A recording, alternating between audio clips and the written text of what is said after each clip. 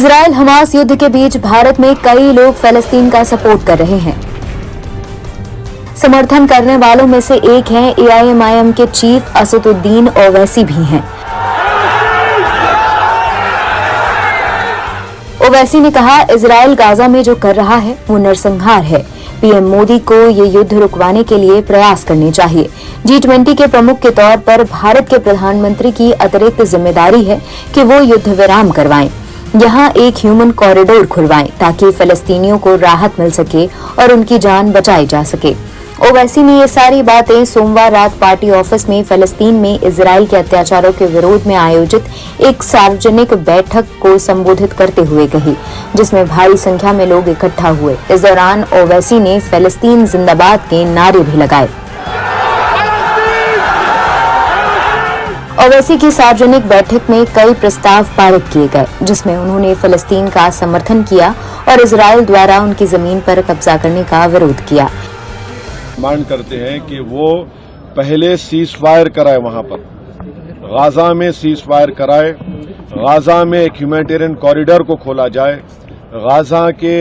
Gaza में 50,000 महिला pregnant है, अस्पताल खत्म हो रहे हैं, अस्पतालों में बिजली नहीं है, ऑक्सीजन नहीं है, एनेस्थीसिया नहीं है।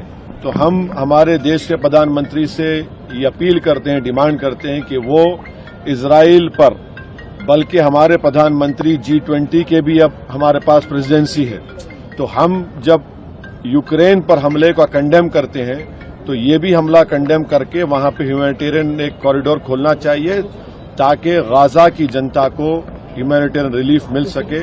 हम उम्मीद करते हैं कि हमारे देश के प्रधानमंत्री ये बात इजराइल को करेंगे।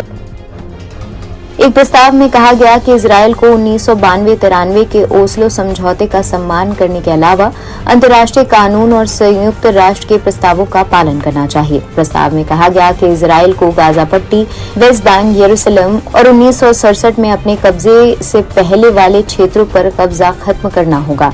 इजराइल को एक स्वतंत्र और संप्रभु फिलिस्तीन राज्य का गठन को नहीं रोकना चाहिए।